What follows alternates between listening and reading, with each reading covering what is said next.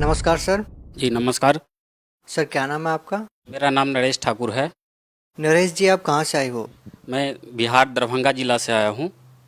Sir क्या काम करते हैं आप? मैं साइबर कैफ़े चलाता हूँ। सर संत रामपाल जी महाराज से नाम दीक्षा लेने से पहले आप क्या भक्ति साधना करते थे? सर जी, मैं संत रामपाल जी महाराज के शरण में आने से पहले मैं किसी तरह का कोई साधना नहीं करता था। मैं किसी चीज़ को मानता भी नहीं था जो भाई ऐसी भी चीज़ होती है। मैं सोचता था जो भाई मैं जो काम कर रहा हूँ वही सत्य है, और उसी के हिसाब से मैं अपना काम किया करता था और काफ़ी मेहनत किया करता था। और लगभग 24 घंटे की तरह मैं काम भी करता था अपनी साइबर कैफ़े पे। सर जैसा कि अभी आपने बताया कि पहले आप किसी प्रकार की कोई साधना नहीं करते थे, ना किसी भगवान में विश्वास रखते थे, एक तरह से कहा जाए तो आप नास्तिक थे। तो फिर सर आप संत रामपाल जी महाराज से कैसे प्रेरित हुए, उनकी शरण में कैसे आए? जी, ये तो एक घटना है। हमारा एक हमसे छोटा भाई है, उसका ब्रेन डिस्टर्ब आज आज से लगभग 7-8 साल पहले हो चुका था। मैं उस दौरान उसके इलाज के लिए सब जगह इधर उधर भटक रहा था। हमारे भाई इंजीनियर हैं, उन्होंने भी भाई काफ़ी प्रयास किया था, लेकिन मैं देखा जो भाई इस स्थिति में उसकी इलाज नहीं हो पा रहा है, तो मैं सोचा कोई जादू टोना का भी कोई ऐसा होगा जिसके चलते इसकी परेशानी बढ़ रही है। तो मैं जिस चीज़ को नहीं मानता था जादू टोना, मैं सोचता था जो भाई जो जो पढ़े लिखे लोग हैं वो जादू टोना के ऊपर क्या विश्वास करेंगे। तो इसके दौरान मैं जादू टोना के चक्कर में पड़ गया। ये लगभग 2 साल तक मैं पड़ा रहा इसके चक्कर में, जिसके चलते मेरी आर्थिक स्थिति इतनी बुरी हो गई, जो बुरी होते होते होते मैं समझो जी आप मैं रोड पे आ गया, है ना। रोड पे आने के बाद मैं सोचा जो भाई अब क्या इलाज होगा इसका। तो उसके उसी के दौरान हमारे भाई को उसको रांची हॉस्पिटल में एडमिट किया गया, और वहाँ पे एडमिट कराने के बाद मैं सोचा जो भाई एडमिट किसे वहाँ जो डॉक्टर की स्थिति, पेशेंट की स्थिति जो मैं देखा, तो मैं बहुत काफ़ी हैरान रह गया। उसके बाद मैं सोचा जो भाई कुछ ऐसी शक्ति तो होगी जिसके चलते काम सुचारू रूप से इस संसार का चल रहा है। तो मैं सोचा जो भाई जो भी कोई धर्म हो जिससे वो निदान हो जाए, है ना, तो मैं उस धर्म को अपना लूँगा, चाहे वो कोई मुसलमान धर्म हो या सिख हो ईसाई कोई भी धर्म हो। तो मैं उसके तलाश में खोजने लगा। उसको खोजते खोजते संत रामपाल जी महाराज के द्वारा जो वेबसाइट जारी किया गया है, उस वेबसाइट को मैंने अच्छी तरह इंटरनेट पे पढ़ा लिखा। उसके बाद मैं जो बहुत सारे भगत का इंटरव्यू देखा, उनकी जो ज्ञान गंगा पुस्तकें हैं वो भी मैंने देखा। तो मैं SMS करके ज्ञान गंगा पुस्तक मंगवाई। उसके बाद उस ज्ञान गंगा पुस्तक पढ़ने के बाद मुझे पता चला, अरे इसमें तो बहुत बड़ी बात लिखी हुई है। तो मैंने कुछ कुछ गीता और वेद बाय पोस्ट जो है खरीद करके मंगवाया अपने यहाँ, और उसको मैं पढ़ा भाई, मैच करवाया जो भाई आखिर इसमें सत्य क्या है। तो मैं जब उसको पढ़ अध्ययन कर रहा था, देखा भाई सारी चीज़ सत्य है। तो मैंने उस आश्रम में नाम दीक्षा लेने से पहले मैंने 50 पुस्तक की सेवा की, है ना। उस पुस्तक सेवा करने के बाद मैं आश्रम को आना चाह रहा था जो भाई आश्रम में जाऊँ नाम उपदेश लूँ, लेकिन मैं 2 बार 3 बार टिकट तत्काल टिकट काट करके भी नहीं आ पाया।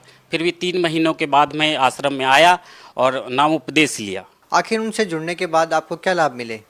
जी, हमको तो लाभ बहुत सारे हुए, जो लाभ होना चाहिए एक, तो इस तरह से लाभ हमको मिला। जो मानसिक लाभ, हमको सर दर्द काफ़ी दर्द हुआ करता था, जिससे कोई काम करने में इतनी परेशानी हो रही थी। जो मैं काम करता था और काफ़ी देर सोचते सोचते लगता था कि ब्रेन फट जाएगा।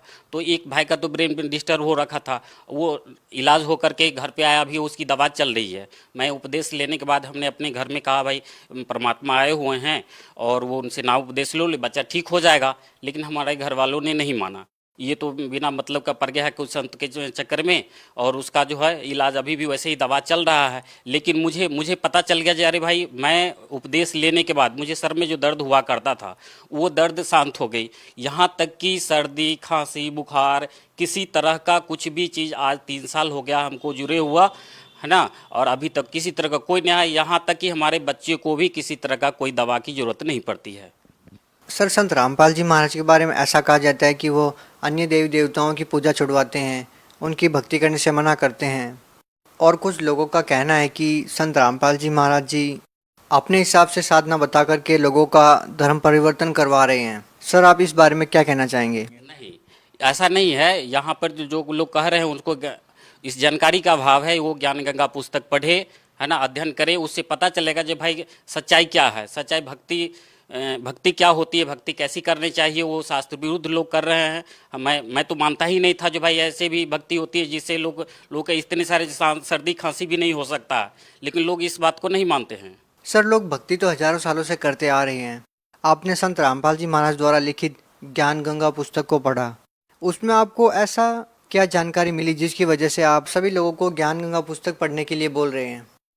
देखिए, उस ज्ञान गंगा पुस्तक में लिखा हुआ है जो हमारे पास में बहुत सारे जैसे कि गीता, वेद, ये सब शास्त्र है, पुराण है, इसमें लिखा हुआ है जो भाई कैसे भक्ति करनी चाहिए, जैसे गुरु बनाना चाहिए। मुझे तो पता ही नहीं था जो भाई गुरु भी बनाना चाहिए। वो गीत तब मैं जब ज्ञान गंगा पुस्तक पढ़ा जो उसमें लिखा हुआ है इतने नंबर श्लोक पे गुरु बनाना जरूरी होता है मानव कल्याण के लिए, और इसीलिए मानव शरीर मिलता है।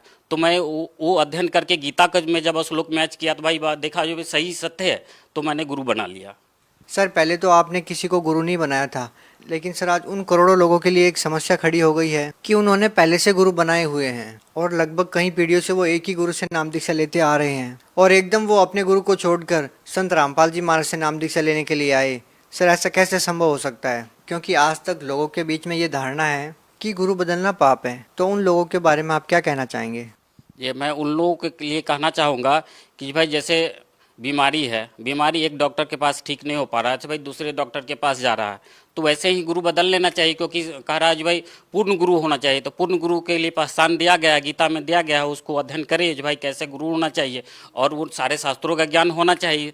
लेकिन इस तरह से कोई गुरु ऐसे अभी खड़े नहीं हो रहे हैं, सब लोग झूठे मार्ग पे चल रहे हैं। सच्चाई जब सुनने की बात होती है तो मोड़ी घुमा कर निकल जाते हैं जो भाई सच्चाई ये तो क्या बक रहा है, और सच्चाई दिखाता हूँ फिर भी वो घूम जाता है जो भाई सच्चाई ये तो नहीं है। सर, अभी आपने कहा कि पूर्ण गुरु की शरण में जाना चाहिए। सर, यहाँ पे दो बातें सामने आती है। एक तो ये कि अगर आप संत रामपाल जी महाराज को पूर्ण गुरु मानते हैं तो उनके साथ इतने विवाद क्यों खड़े होते हैं? और अगर संत रामपाल जी महाराज जी पूर्ण संत है तो और जो अन्य धर्मगुरु हैं, संत हैं, जिनके करोड़ अनुयायी है, वो क्या हैं, जो कई सालों से भक्ति मार्ग में है और अपने शिष्य को आध्यात्मिक ज्ञान के बारे में बता रहे हैं? आखिर लोग पूर्ण गुरु में, पूर्ण संत में कैसे पहचान कर पाएंगे? क्योंकि हिंदुस्तान में बहुत सारे हजारों लाखों धर्मगुरु हैं। देखिए, संत रामपाल जी महाराज ने जो ज्ञान बताया है उस ज्ञान के आधार पर गीता में भाई वर्णित कर दिया गया है जो भाई गीता में 15वें अध्याय के 1 से 4 में गिरने जो उल्टे लटके वृक्षों को जड़ से लेकर के पत्ती तक जो बता देगा वही पूर्ण संत होगा।